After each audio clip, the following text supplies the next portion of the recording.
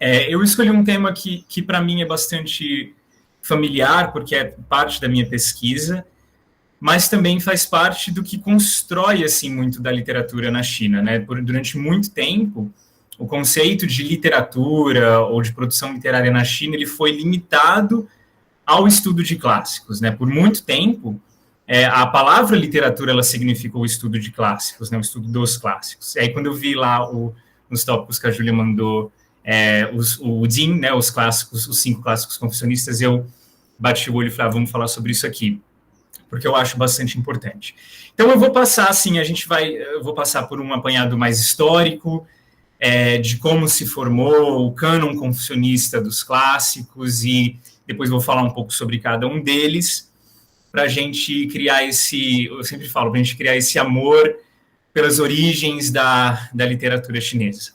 Bom, Confúcio eu acho que é um personagem histórico já bastante familiar para a gente, né? Todo mundo sabe quem foi Confúcio, alguma coisa ou outra sobre ele, mas Confúcio, dentre todas as coisas que ele fez, ele treinou 77 estudantes, ele tinha 3.000, ele tinha uma escola muito grande, mas ele treinou 77 estudantes na arte de produzir literatura e na arte de pegar textos antigos, compilá-los, editá-los e passar adiante.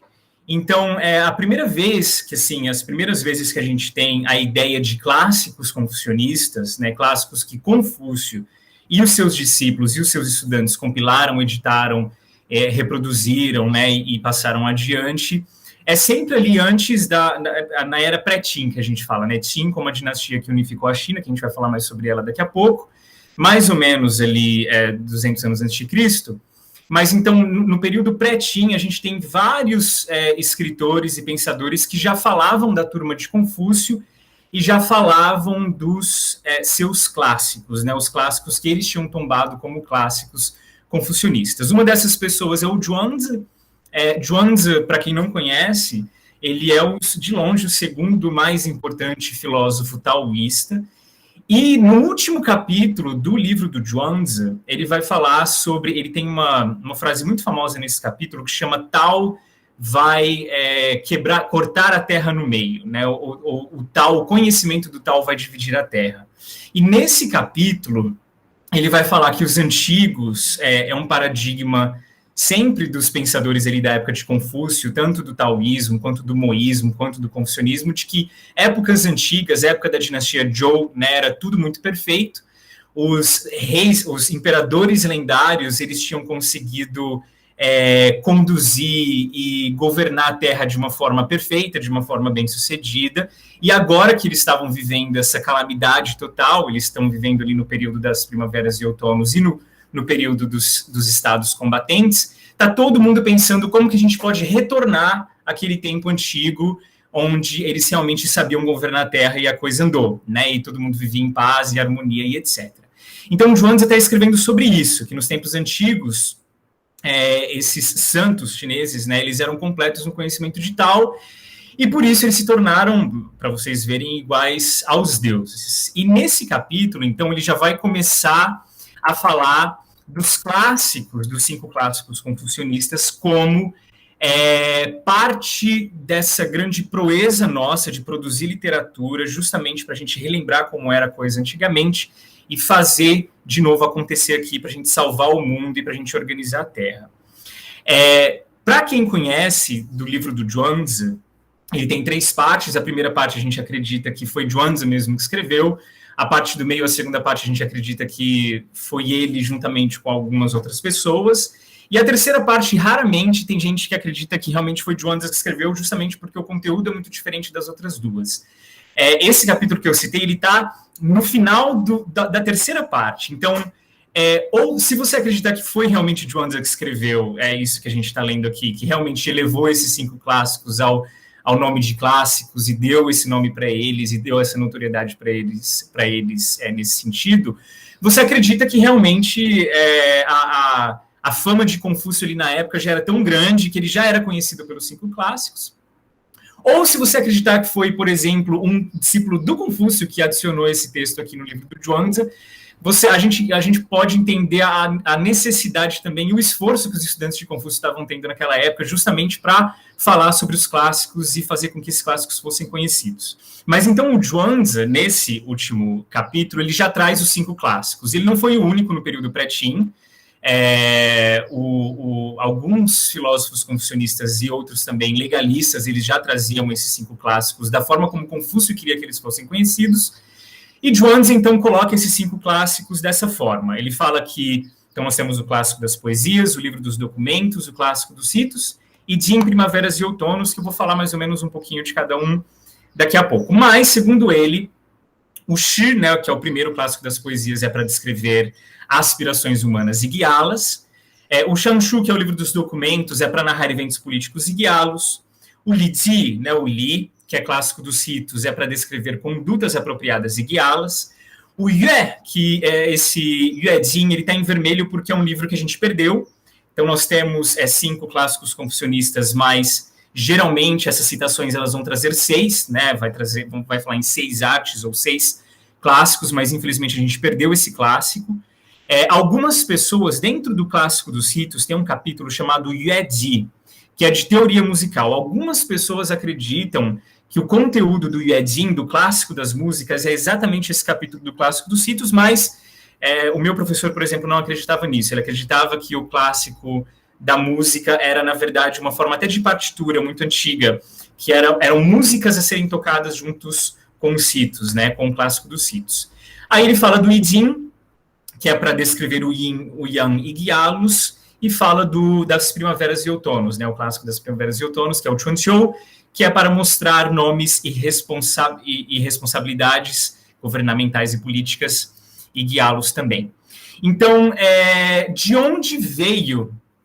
Óbvio que eles já falavam, então, no período pré-Qin sobre esses 5 clássicos, né? Mas eles foram tombados como clássicos um pouco mais posteriormente. Então, aqui a gente vai falar do contexto histórico para esses clássicos realmente virarem o cânon, o famoso cânon confucionista de 5 clássicos. Depois do período dos estados combatentes ali, quem acabou ganhando a guerra e unificando a China, destruindo os outros estados, foi o Qin Shi Huang, o famoso Qin Shi Huang. Qin Shi Huang, ele é famoso por ter sido um grande líder, né? Ele acabou... O estado de Qin, durante todo o período das primaveras e outonos e estados combatentes, ele começou muito fraco, mas ele ficou muito poderoso no meio, e 100 anos mais ou menos antes de Qin Shi Huang, já teve uma grande mudança política, uma grande reforma política no Estado, onde um líder do Estado ele chamou um representante chamado Shan Yan, muito famoso, ele tem um livro chamado A Reforma Política de Shan Yan, e Shan Yan era um legalista, extremamente anticonfucionista, e ele propôs reformas na sociedade de forma que tirasse mesmo o poder da sociedade tradicional chinesa confucionista de ritos e cerimônias e colocasse lei como o grande paradigma para regir e organizar a sociedade. Shan Yan, ele falava, por exemplo, uma das cláusulas mais básicas assim desse texto dele era a cláusula de me fugiu a palavra, mas de punições severas para crimes simples. Então, ele acreditava muito no poder da lei, ele acreditava pouquíssimo na estima que o povo teria que ter para o imperador, ele achava que isso era irrelevante, desde que o imperador tivesse muito poder e desde que o poder fosse centralizado nele. Então, quando Qin Shi Huang ganha essa guerra e unifica a China, então ele é conhecido por ter aumentado e ampliado a muralha da China, ele tem todo esse poder nas mãos, e o problema é que no finalzinho ali da vida dele, então ele já não tinha muito apreço assim, por Confúcio e por confucionistas, ele decidiu o legalismo como escola de pensamento principal da dinastia, e no finalzinho da vida do Qin Shi Huang, ele começou a ficar muito obcecado com a imortalidade, né? Ele começou a chamar todos os confucionistas e alquimistas do império, de onde ele conseguia achar, para vir até a capital para tentarem conseguir para ele a fórmula da imortalidade. Foi quando ele ouviu falar de 3 ilhas que existiriam no mar, no oceano, e ele mandou muita gente para procurar essas 3 ilhas, porque um dos seus conselheiros, ele falou que nessas 3 ilhas eram 3 montanhas, ali teriam 3 deuses, e esses deuses teriam essa grande prescrição de uma medicina para a imortalidade. Ele manda uma expedição enorme, com muitas crianças, porque esse cara falava que a dificuldade para chegar na ilha era por causa de tubarões, então ele manda até um pequeno exército junto para eles conseguirem chegar lá, mas esse pessoal nunca volta. Existe uma lenda assim na China que esse pessoal acabou chegando no Japão e ficando por lá. Mas esse pessoal nunca volta, então, dessa expedição, e o Qin Shi Huang se sente traído. Quando ele se sente traído por causa desses confucionistas ou desses alquimistas que não voltaram, ele manda matar, enterrar vivo todos os confucionistas da capital e do império e queimar todos os livros confucionistas. Históricos divergem muito sobre o número de pessoas que morreram aqui. Alguns historiadores, eles vão falar que ele nunca chegou a matar confucionistas, ele focou muito nos alquimistas, mas no livro de Hanshu, escrito por Bangu, ali, uma grande biografia de várias pessoas e do Império, ele deixa muito claro que o motivo por queimar livros e enterrar confucionistas, né, como ficou conhecido esse grande movimento político do Qin Shi Huang, foi focando exatamente em pessoas que honravam a Confúcio. Então, ele ficou muito decepcionado, e é aqui que a gente perde muito dos clássicos confucionistas. Inclusive, o clássico das músicas, que eu acabei de falar, que a gente não tem acesso, que a gente não sabe como era, muito provavelmente foi perdido aqui. Então, ele foi sistematicamente e deliberadamente anticonfucionista, e aqui a gente perdeu muita coisa. Passa essa época do Qin Shi Huang, então, ele perde o império, depois de um pouquíssimo tempo, ele conseguiu, de uma forma extraordinária, muito poder nas mãos, mas ele tinha péssimos conselheiros perto dele. Quando ele morre, por exemplo, um intelectual, um conselheiro dele, um ministro do seu governo, forja uma carta escrita por ele, e nessa carta, em nome dele, né, como se ele tivesse escrito antes de morrer, ele manda essa carta para o filho dele, que está viajando numa outra província, em nome do Qin Shi Huang, pedindo para o filho se matar, para o filho se suicidar. E antes do filho chegar no Império e descobrir que aquela carta era falsa, ele se suicida no caminho, e aí acaba em pouquíssimo tempo, em 15 anos, acaba a dinastia Qin, e aí acontece uma guerra entre o Estado Chu e o Estado Han, e Liu Ban, que é o líder do Estado Han, acaba ganhando essa guerra. Liu Ban, ele também não tinha muito apreço por Confúcio. No meio dessa guerra entre Han e Chu, né, entre o Estado de Han e o Estado de Chu, agora pelo poder do Império, o Império que já estava unificado, então muito mais fácil unificar, enfim. Ele tem uma conversa dele com um dos ministros dele, o cara falava assim para ele, olha, você tem que voltar ao conhecimento dos clássicos, vamos estudar os clássicos juntos, porque é conhecimento para a gente governar isso aqui. E ele falava, eu tô prestes a ganhar o mundo, porque o que eu quero fazer com Confúcio? Para que é que eu vou ler clássicos e poesias? Eu tô prestes a me tornar o dono disso tudo aqui. E esse ministro fala, olha, tudo bem, você vai ganhar o mundo, mas o grande problema não é ganhá-lo, é governá-lo depois. Então, os clássicos confucionistas vão te ajudar nisso. E Liu Ban, apesar de não ser um grande intelectual confucionista, no sentido de promover o conhecimento e tudo, ele foi convencido por esse ministro e decidiu, então, meio que oficializar uma certa liberdade de literatura no Império. Então, o legalismo não deu certo em Xixuan, isso ficou muito claro, o legalismo da forma como foi feita, a reforma política da forma como foi feita não deu certo, então a gente tem que tentar realmente coisas novas. Depois de Liu Ban, que ele foi, enfim, um grande líder, um grande herói, nós temos um período muito, muito importante, muito bacana, de 2 imperadores, o Han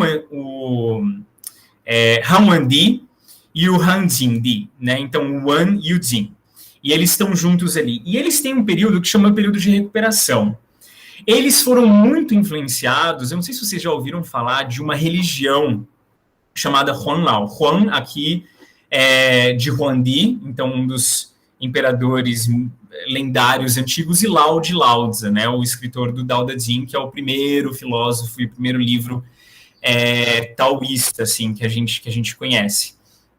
E esses 2 imperadores que vieram depois do Liu Ban, da dinastia Han ali, eles decidiram que guerra... Eles decidiram, assim, diplomacia com os povos bárbaros, com os povos estrangeiros, e decidiram que durante um tempo eles não iam ter grandes reformas políticas no Império, porque agora então a ordem seria recuperar.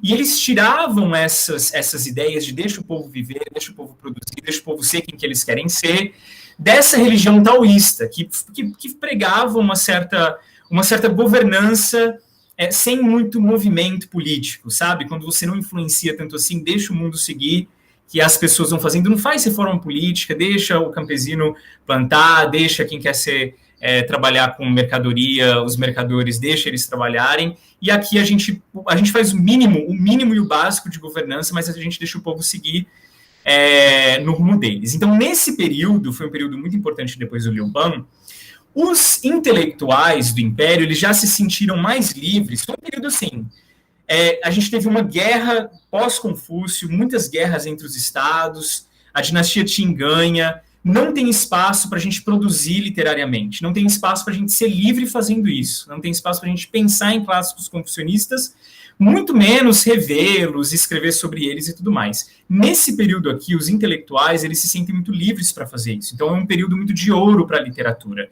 Então, já que a gente está vivendo um certo período de paz entre todos e está tudo muito, muito decente, a gente pode produzir literariamente, a gente pode produzir literatura, a gente pode pensar em clássicos, e aqui você tem muitos pensadores importantíssimos que influenciaram na decisão pelo cânon.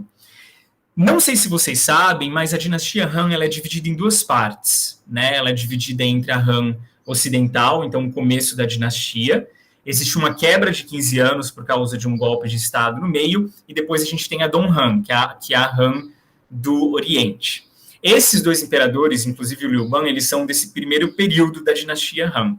E aqui você tem, por exemplo, os 4 maiores escritores de crônica e de prosa, eles acontecem nesse primeiro período da dinastia Han, porque era um período livre para a literatura. Até que isso tudo culmina no Hammurabi, que é um imperador que chega e fala, olha, então existe esse ambiente mais livre então para clássicos, então eu quero fazer de clássicos, né, de Zinxuan, de clássicos, algo oficial, eu quero pagar, então eu quero investir dinheiro, eu quero fazer aqui uma espécie de universidade mesmo, e eu quero instituir então as escolas dos 5 clássicos. E aí aqui sim a gente tem investimento, né, financeiro de um imperador falando, olha, agora nós teremos 5 clássicos, esses 5 clássicos serão decididos como cânon, então, do Império para a gente governar isso aqui. E é em Hammurabi, então, que esses intelectuais que durante centenas de anos, especialmente ali depois da morte de muitos confucionistas, é aqui que eles encontram, então, respaldo imperial, né, para continuar pensando clássicos e produzindo pensamento nesse sentido.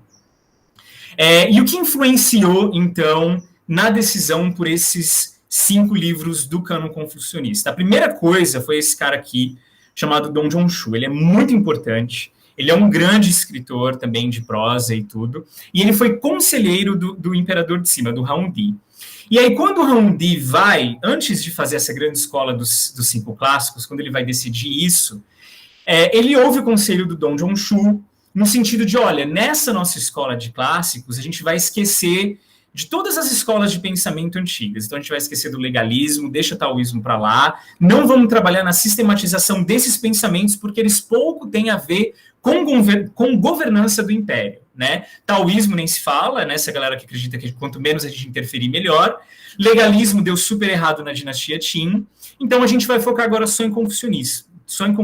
Então, a gente vai fechar esse cânon como um cânon confucionista. Então, Dong Zhongshu foi importantíssimo na decisão por essa escola, a gente vai ver mais daqui a pouco, mas o Dong Zhongshu, apesar de ser alguém que queria, assim, uma certa ortodoxia confucionista, ele acreditava numa religião chamada uma religião de adivinhação confucionista, ele era extremamente místico, então o confucionismo dele era muito sincrético também, e é uma coisa muito interessante, porque o confucionismo que chegou para a gente também é muito sincrético.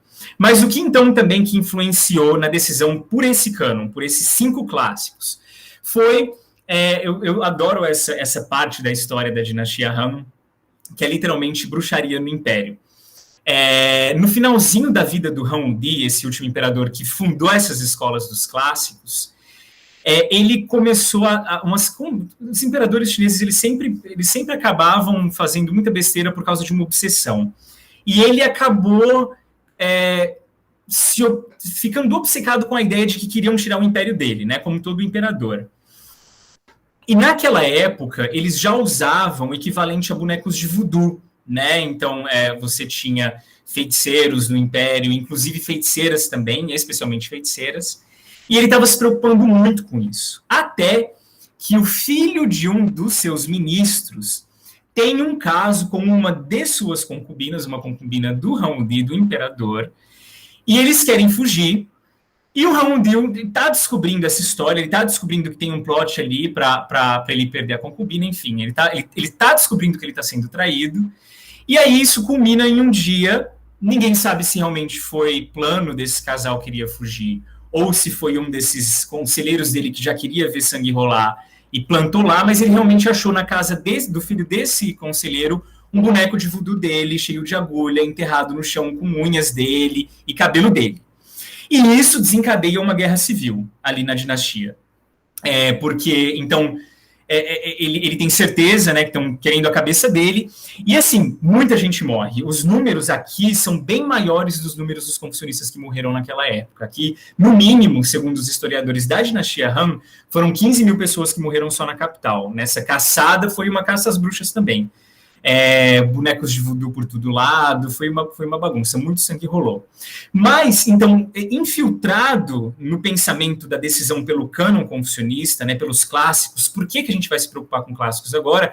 Estava a preocupação da gente conseguir tirar do império essas religiões, essas seitas que estavam acabando com a estrutura da própria casa imperial, né, do próprio imperador. Óbvio que depois de um tempo ele se arrependeu de ter matado tanta gente assim por causa de bruxaria e bonecos de voodoo, mas isso influenciou muito na decisão dele por esses 5 clássicos, né, e querendo abandonar todo o resto, justamente pelo medo da seita se tornar a religião do império. E também a terceira coisa que influenciou muito na decisão pelos clássicos foi o estilo Fu de Han. Eu não sei se vocês... então a gente tem poemas né, da dinastia, do período pré-Qin, e Han é conhecido por um estilo de prosa mesmo assim, umas crônicas que eles escreviam que eram muito, muito bonitas. E a gente tem, então, 4 famosíssimos escritores de Fu, ali no comecinho de Han, e eles já eram meio rebeldes. A ideia confucionista de criação literária, ela dizia que literatura ou precisa servir para a história, né, para a gente servir ao império, para a gente escrever história, lembrar de história e ajudar o imperador e o império a governar, ou ela precisa ser poética, precisa ser poesia para a gente cultivar o homem interior, para que esse homem interior sirva à sociedade. Esse era o paradigma de produção literária para Confúcio e para confucionistas.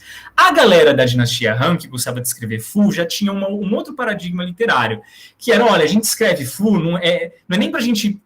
Não é nem para servir de história, nem para servir de poesia. A gente está escrevendo Fu, que é para a gente satirizar o imperador. Se o imperador, lendo as nossas prosas, cair na real de que ele está fazendo alguma besteira, a gente consegue ajudar o imperador a governar.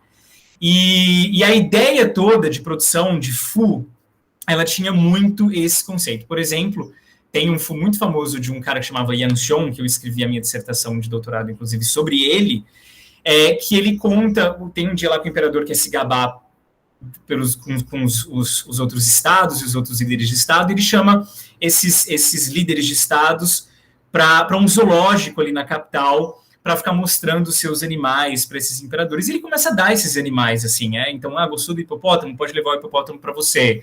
Gostou da hiena? Pode levar a hiena para você. Esses animais começam a morrer no meio do caminho, porque, enfim, não chegam nos estados.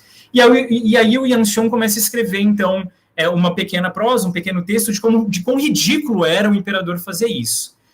E eles davam isso para o imperador. Só que essa galera que começou a produzir Fu, eles se decepcionaram com o alcance da própria satirização, porque o imperador lia aquilo, achava graça, ria, mas não mudava muita coisa. Então eles falavam, a gente precisa a gente realmente precisa de uma outra forma de influenciar a política, a gente precisa de uma outra forma de convencer o imperador a fazer a coisa certa. E história não está funcionando, ela tem um alcance muito limitado. A gente tem que focar, então, em clássicos, em um cânon, algo que todo imperador vai ser é extremamente conhecedor vai decorar, e isso vai ajudar ele a governar. Então, essas 3 coisas foram fundamentais para que os 5 clássicos fossem decididos. Então, nós chegamos nos 5 clássicos, né? Então, foi naquela época que eles foram escolhidos, e aí a gente tem alguns pormenores que é legal para a gente ver, e é legal da gente entender. Primeiro, o único desses 5 clássicos que a gente tem praticamente, se a gente pode falar assim, total certeza de que ele é a mesma coisa que era no período de Confúcio, é o I Ching, que é o clássico das transformações. Por quê? Porque de todos eles que foram queimados na época do Qin Shi Huang, o I Ching foi o único que ele não quis queimar, justamente porque o I Ching ele é muito diferente de todo o resto. Quando a gente lê Confúcio, se vocês leem Confúcio bastante, quando vocês chegarem no I Ching, no clássico das transformações, vocês vão ver que não tem muita coisa a ver, não. E a ideia também é que o próprio Confúcio nunca teve o I Ching como clássico. Ele começou a gostar do clássico das transformações, né, do I Ching, no final da vida dele. Então, ele nunca... O I Ching é um livro muito confuso, ele é muito místico, ele é muito teológico, não era uma área que Confúcio gostava necessariamente, mas quando ele está chegando no finalzinho da vida dele, que ele tem tempo de sobra, que ele está muito decepcionado também com o alcance dos seus estudos e tudo mais, ele traz o I Ching e ele começa a estudar o I Ching. O I Ching, então, faz parte desse cânon confucionista, mas é o que menos parece com Confúcio e com os confucionistas, e é por isso que ele ficou meio que intacto quando chegou aqui na dinastia Han. Então, sobre ele, a gente tem, assim, quase certeza de que era realmente a mesma coisa. Agora, o que a gente tem certeza que é praticamente... Aliás, todos os clássicos passaram pelas mãos da galera da dinastia Han, tá? A gente não tem como, talvez fora o I Ching, não tem como a gente ter certeza que esses textos são exatamente os textos que Confúcio compilou naquela época, 500 anos antes de Cristo, porque isso aqui passou na mão de muita gente na dinastia Han. O maior exemplo deles, que a Júlia já sabe, por exemplo, é o do Livro dos Documentos. Ele é importantíssimo, ele é, teoricamente, o compilado dos textos mais antigos da China, que datam de 1500 a.C., de 2000 a 1500 a.C., e ele, por exemplo, foi completamente perdido. Eles queimaram todos os Shanshu na época do Qin Shi Huang. Quando chegou aqui, que o Han Di, então, fundou essa escola, quem ficou encarregado de compilar de volta o livro dos documentos estava perdido. O livro dos documentos estava perdido, porque não tinha mais, não tinha documento no Império. O que eles fizeram? Buscaram um senhor que naquela época tinha 90 anos, que tinha sido intelectual do estado de Qin antes de Qin ser império. E ele era o acadêmico do livro dos documentos. Na época dessa cultura oral, a ideia é que ele teria memorizado o livro inteiro e não teria morrido porque trabalhou no império e enfim. Então eles pegam esse senhor, que agora tinha 90 anos, e pedem para ele recitar o livro completamente. Então ele vai recitando o livro dos documentos. Tem um momento ali que, porque ele já está muito velho, ele chama uma filha dele para ajudar. A filha dele vem e ajuda, ela também tinha memorizado o livro. E eles, então, fazem o livro do livro dos documentos, né, do Shanshu. Então, assim, a gente tá crendo que ele e a filha dele realmente memorizaram a coisa toda antes da queima total dos livros, e que o que ele passou foi certo, ou foi mais ou menos aquilo mesmo. O problema é que passam alguns anos e um dos imperadores da dinastia Han vai lá na casa de Confúcio, nessa escola de Confúcio antiga, e começa a derrubar tudo para fazer um templo lá. E dentro da parede de um dos quartos da casa de Confúcio, eles acham um livro do Shanshu, escondido lá entre as paredes, justamente porque alguém colocou lá para não ser queimado. E esse livro é muito diferente desse livro que ele recitou aqui. Muito diferente. Ele tem 16 capítulos a mais, e ele tem muitas diferenças, talvez similaridades estruturais, mas ele é muito diferente. E ao invés na dinastia Han eles optarem por um ou pelo outro, começa então uma grande discussão. A discussão dos que querem acreditar no Shanshu, no livro dos documentos, como foi recitado e escrito em Lishu, que era o tipo de escrita da dinastia Han, e a galera que falava, não, a gente tem que voltar, então, já que a gente achou textos mais antigos, a gente tem que... É aquilo ali que tem mais autoridade. Então começa essa grande guerra, uma grande guerra, que vai influenciar em todos os clássicos, porque todos eles têm versões das duas formas. Todos eles têm versões que foram recitadas e todos eles têm versões que foram encontradas em paredes de casas antigas. Todos eles. O que menos tem diferenças entre um e outro é o clássico das poesias, né, até porque eram músicas folclóricas e o povo cantava, mas o resto eles vão ter bastante diferenças mesmo.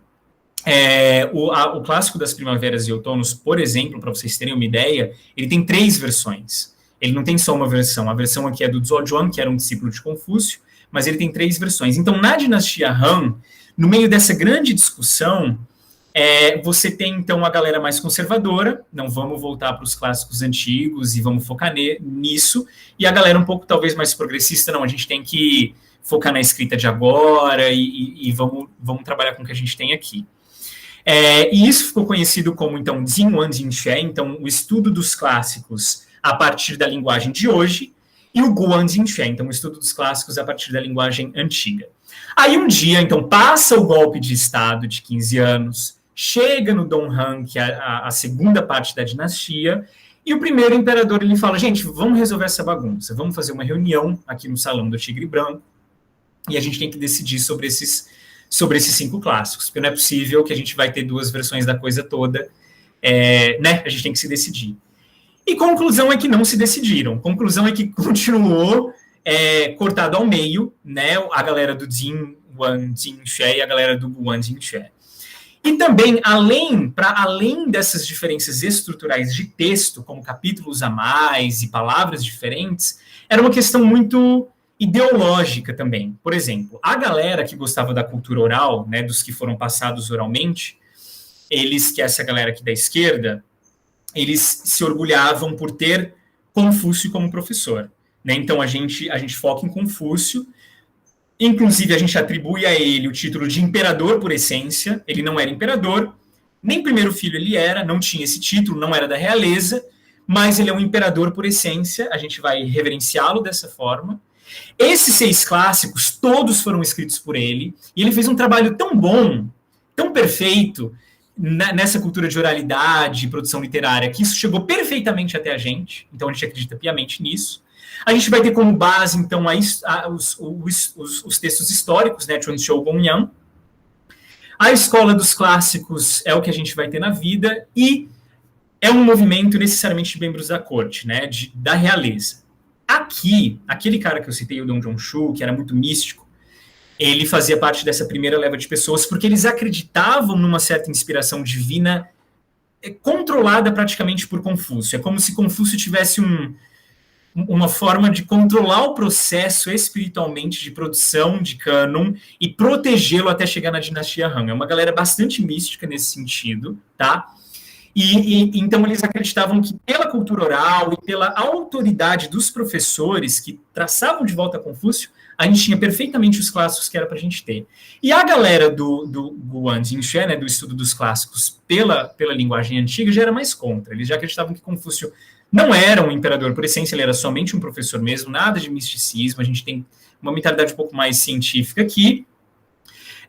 A gente vai ter o Zhou Li como base, né, Zhou, porque a gente reverencia Zhou Gong, que é esse grande imperador da dinastia Zhou, nada de Confúcio. Confúcio foi só um cara que bebeu muito do Zhou Gong, né, e produziu até essas coisas para chegar até a gente, mas quem a gente reverencia mesmo é Zhou Gong, e era um movimento bem mais popular do que esse primeiro movimento. Aqui eles eram talvez um pouco mais fiéis aos textos, obviamente aos textos antigos, e um pouco mais abertos a paradoxos, eu imagino, né? Porque eu acho muito mais fácil você acreditar, aí é uma opinião minha, mas é muito mais fácil você acreditar que a coisa veio inspirada perfeita até você, né?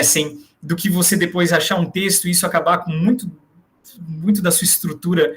Eu acho que era uma galera um pouco mais corajosa no sentido, gente, se tiver tudo errado, tá tudo errado, a gente busca o que tá certo, não tem problema. E na China, esse é um grande problema, porque, inclusive, o clássico o Dao De Jing, né, que é o clássico o primeiro filósofo taoísta, o primeiro livro de filosofia taoísta, na década de 70, 1970, foi achada uma nova versão dele, com 100 diferenças do texto que a gente tinha. Então, assim, de textos por texto, é muito difícil a gente ter, assim, o que foi realmente a versão original, né? O protótipo da coisa toda é muito difícil. Então, era uma galera que lida melhor com essa, pô, se estiver errado, tá tudo bem, a gente vai estudar para ver quais são as similaridades e quais são as diferenças. Essa galera, né, que acabou ganhando a discussão ali nessa convenção que eles fizeram, porque eles realmente ganharam a discussão, porque era uma galera da corte, eram intelectuais da corte, que ganhavam dinheiro do império para pensar em clássicos e tudo, eles acreditavam nessa seita confucionista antiga que chamava Tian Weishuo, que é uma seita de adivinhação do futuro político. Eles tinham Confúcio como praticamente um deus, é aqui que a gente tem a religião confucionista talvez formando, e eles tinham essa ideia de que Confúcio, ele moveu a inspiração dos clássicos de uma forma tão assim sobrenatural, que ela chegou perfeita até eles, né? Então, eles tinham todo o misticismo de união entre céu e ser humano, ressonância entre céu e ser humano, e praticamente Confúcio lidando, como se Confúcio tinha adivinhado a história como ela seria, e teria, de uma forma religiosamente celestial, influenciado na produção do cânon e tudo mais. Eles ganham, e é por isso que a gente fala que confucionismo, não existe confucionismo ortodoxo, o confucionismo ele é sempre muito místico, ele é sempre muito sincrético, ele é sempre muito popular nesse sentido, porque é uma galera a galera que pensou nos clássicos, eles estavam pensando dessa forma. E a teoria, já caminhando para o final para a gente conversar, tem um texto que foi escrito ali em 500 mais ou menos depois de Cristo, eu não sei se vocês conhecem, mas é um livro muito importante, ele é o primeiro livro de crítica literária da China, assim, sistemático. Ele chama Mente Literária e o Esculpir de Dragões. Esse cara, ele já, que é o Liu Xie, ele era confucionista, mas ele acreditava no taoísmo, e aqui já é a época que o budismo entrou na China, então ele falava que ele era budista também. E ele tem os 3 primeiros capítulos do livro dele, é a teoria dos clássicos. Ele traz a origem no Tao, Testemunho dos Santos e Modelo Clássico, é o nome dos 3 primeiros capítulos, e é toda a teoria dos clássicos. E ele também é muito místico nesse sentido, ele fala que, olha, existe o Tao. Tao é uma ordem que existe universalmente, e os santos conseguiram entender essa ordem. Né? Santos como Confúcio conseguiram entender perfeitamente essa ordem. A ordem como o universo se movimenta, se governa, rege todas as coisas, produz todas as coisas e sustenta todas as coisas. Esses santos, então, pelo testemunho deles, pelo testemunho dos santos, a gente acredita que eles englobam perfeitamente o conhecimento do Tao. E esses santos decidiram, então, modelar livros, e esses livros são conhecidos como clássicos. A teoria de inspiração dos clássicos, talvez diferente de Roma Antiga, onde existia essa ideia de que Deus estava guiando todo o processo, aqui no confucionismo a gente tem mais os santos como protagonistas do processo todo do que um Deus que governava todas as coisas e que estava por trás do processo. Mas Jin, então, que é a palavra que a gente usa para clássicos, na mentalidade do Liu Xie, então na mentalidade de toda essa galera que decidiu clássicos confucionistas, era algo que estava perfeitamente de acordo com a forma de governar o universo. E é por isso que esses clássicos são importantes para a gente governar a Terra.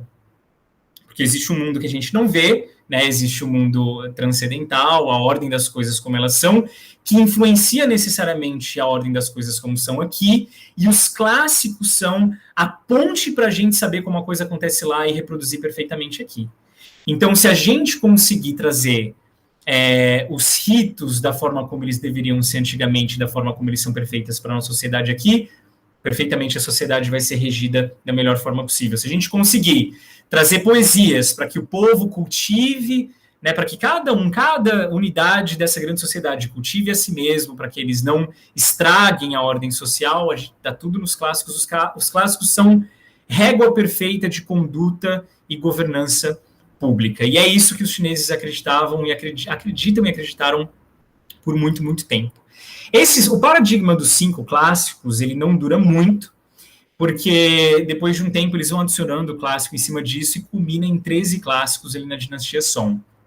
Eles vão adicionando, tanto, por exemplo, o Analectos de Confúcio é adicionado posteriormente, o livro de Mêncio é adicionado posteriormente, várias versões do clássico das primaveras e outonos são adicionadas posteriormente, então vira 13 clássicos confucionistas. Hoje em dia existe uma grande discussão no mundo acadêmico, principalmente de professores da Universidade de Pequim, que já estão lançando livros muito bons. Inclusive, eu tenho até uma versão deles aqui. Deixa eu ver se eu consigo mostrar para vocês, se eu conseguir achá-lo. Eu não vou conseguir achar. Mas eles têm uma nova versão de 13 clássicos, onde eles dizem, olha, o confucionismo foi realmente a ordem de governar o império durante muito tempo demais, talvez. E eles decidiram muito do que é literatura, né? Eles decidiram praticamente tudo o que é literatura e por que existe literatura e como fazer literatura e o que são clássicos, vejam bem. O que a gente quer fazer é revisar esses 13 clássicos. A gente quer tirar esse protagonismo confucionista. Então, para que ter 3 versões do mesmo livro contando como clássicos? Não, a gente pega uma só e dá espaço para, por exemplo, o livro do Zhuangzi. Porque Zhuangzi também foi taoísta, não era confucionista, mas ele é um clássico chinês. Então, Lao Tzu também, o Dao De Jing, também nunca contou como clássico, mas para a gente vai contar, porque ele faz parte da história da China, é um clássico da China, e agora que o confucionismo não manda mais no império, né, no país, a gente pode tê-lo também como clássico. E agora eles estão revisando esses 13 clássicos, eles ainda não divulgaram quais serão os 13, eu acho que eles publicaram só 6 ou 7, mas já colocaram o próprio moísmo, né, o livro do Modi, que é aquela escola também que contrapunha muito o confucionismo. Então, hoje, toda essa discussão de inspiração e tudo, ela culmina nos chineses redesenhando os 5 clássicos, para 13 clássicos que englobam muito desses textos antigos, que nunca entraram na história, nunca foram tidos como tais, justamente porque confucionistas mandaram uma coisa toda durante muito tempo. Mas os 5 clássicos confucionistas e todo o processo, o que a gente tem que ter em mente é que eles foram, sim, praticamente escritos na dinastia Han, então é realmente difícil a gente ter certeza sobre a historicidade de todos eles. No clássico dos Citos, por exemplo, às vezes a gente lê, que eu tenho aqui, é interessante, aqui, achei. O clássico dos Citos tem capítulos que a gente lê que ele começa assim um escritor da dinastia Qin, que é uma dinastia muito, muito posterior agora, ele começa um comentário falando, olha, esse texto aqui foi inventado pela galera da dinastia Han. Praticamente porque não tem nada a ver com Confúcio. Confúcio não pensava dessa forma, era só confucionistas desse misticismo, dessa religião doida, tentando justificar a sua religião. Então isso aqui você pode ter certeza, e realmente não é. Tem coisas que a gente lê no clássico dos Citos hoje que tem pouquíssimo a ver com a ideia com tudo que a gente vê de Confúcio, de confucionismo, mas está lá, né? Porque a galera da dinastia Han colocou e a gente estuda então como clássico dos Citos. Mas a gente sabe que tem muita coisa que não é. Inclusive, tem um capítulo dele de uma certa utopia, assim, uma utopia. O Xi Jinping, nos discursos dele, adora usar uma nomenclatura que está dentro do clássico dos Citos, que não necessariamente foi realmente escrita por Confúcio. Era a ideia de uma sociedade perfeita, comunitária, global e tudo, que também tem essa grande divergência se foi realmente Confúcio que escreveu mesmo ou não. Mas, bom, gente, eu acho que o que eu preparei de conteúdo mesmo foi isso, a decisão pelos clássicos e o contexto histórico, mas para a gente entender que realmente, eu falo isso muito para a galera que eu converso, que quem decidiu mesmo o destino dos impérios lá na China, 50% os imperadores, 50% os intelectuais que estavam produzindo literatura, sabe? Justamente porque eles tinham o poder da caneta, né, o poder dos decretos de mudar, ou de reescrever, de editar e tudo mais, e muitas das coisas que aconteceram, de dinastias caindo e ascendendo, foram decididas por confucionistas que estavam tentando colocar na história esses clássicos confucionistas, e conseguiram, né? Conseguiram elevar os clássicos confucionistas a nível de clássicos, e dinastias passaram, dinastias vieram, né? O império acabou, século XX aconteceu, e Confúcio e confucionismo está aí reinando soberano, apesar de tudo e apesar de todos, e hoje nós estamos estudando ainda os clássicos, apesar deles terem sido, né, altamente cancelados no século passado, mas a gente está aqui ainda falando sobre eles mais do que nunca, talvez, e grande parte, talvez, se não 100%, graças ao esforço desses literários antigos que produziram isso, que sentaram e acreditaram talvez de uma forma mística, que Confúcio estava ali guiando, inspirando eles, mas produziram literariamente.